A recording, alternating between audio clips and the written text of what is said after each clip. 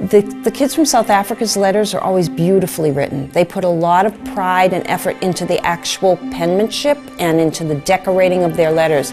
And it brought my students' writing up a notch. They felt like, we need to do a good job here. We need to show them that we can do that too. And so that was a wonderful addition to the many benefits of the program.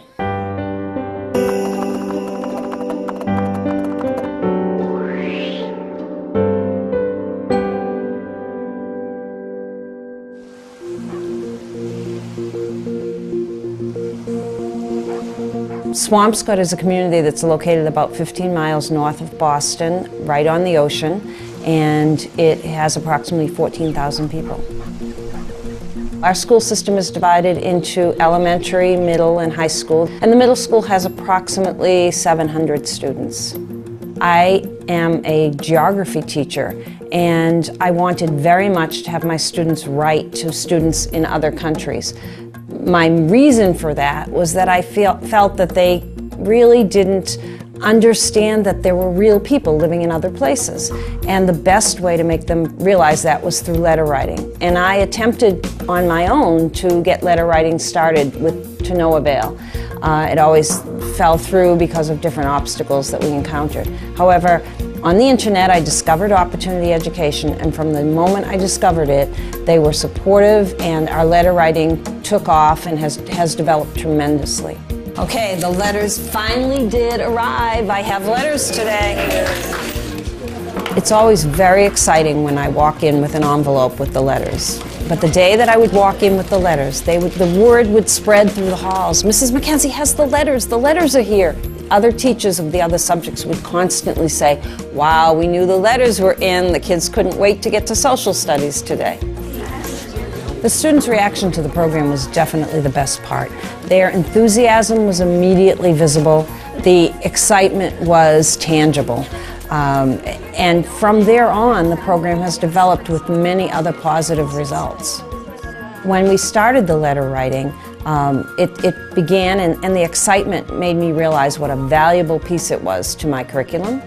So we continued it very enthusiastically. We talked about it all the time. So we've come up with some general examples of some of the things we've learned about culture. But now let's talk about some specifics that you found in your letters. One of the things that I think is interesting is looking at what kids want to do in their future.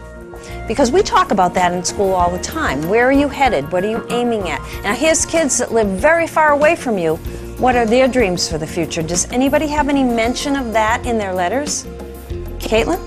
My pen pal wants to be a social worker so she can help people with broken families and help children who are orphans. Anyone else have another example of that? Ailish? My pen pal said she wanted to be a scientist because there isn't many where she's from. The students that first year had approximately 4 or 5 exchanges of letters. But it was one day in the spring that I received a phone call, and the phone call was from the U.S. consulate in Cape Town, South Africa, because they had Googled their local schools in South Africa to see what the schools were doing, and they came across an article from the Swampscott Reporter, and in that article it talked about our letter writing. And so they called to ask if we would be interested in video conferencing. And of course we were so excited that we jumped at the opportunity. I'm going to tell you about our country, South Africa. And South Africa is a very populated country.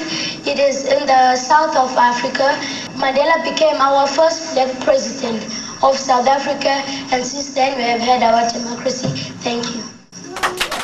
The experience for the students has grown every single year. We start early in September, and instead of it being an isolated experience, it has now become an integral part of our curriculum. The students get to know their counterparts very early in the year, exchange letters. They often exchange small items back and forth and talk to each other, so that by the time we are video conferencing in May or June, the students actually feel that they've developed a relationship with these students. My name is Siaka, and my surname is Makara, and my question is, how many learners in each class? How many learners or students? In South Africa, they don't use the word student, they use the word learner. My name is Jessica, And in a typical class, we have from like 20 to 24 students or learners. It was fun to watch what the children were interested in, and one of the things that they asked about was weather. A student from Swampscott asked, what is the weather like over there now? Because of course we were going into spring and they were beginning their winter months. And the South African student who answered said, well, our winters are pretty cold and rainy. And I know the Swampscott kids were thinking, oh, that's not so bad. We get lots of snow and it's probably colder than it is for you. But then the South African students continued and said, no, you don't really understand. For us, cold and rainy means that our houses will flood. Our floors are made of dirt and they will be mud. And mothers can't put their babies down on the ground, and many people get sick because of all the flooding in their homes. And the Swampscott kids were taken back and really surprised with that response. One time when we came back from one of our video conferences, and we got back and came walking into the school, they were being very, very quiet. And the mothers had been there that morning from the PTO, and they had set up a table of lost and found, because during the year in a middle school, students lose jackets, they lose shoes, they lose boots. And a lot of very nice items were on this table. We were walking in very quietly, and we walked by that table. And the students stopped and they were looking, and one of my students said, I'm so ashamed of this.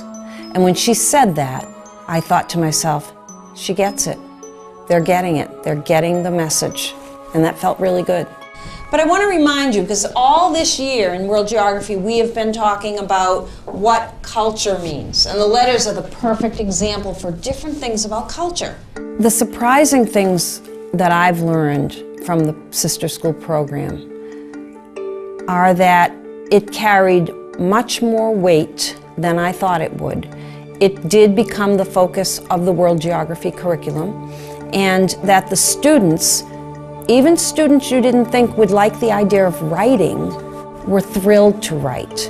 I'm so happy I got involved in the Sister School program, because it brought fulfillment to me as a teacher, a lesson to my students that I could never have taught them just by talking or reading in a book, and hopefully benefits to both the kids in South Africa and the kids in Swampscott that can't be measured.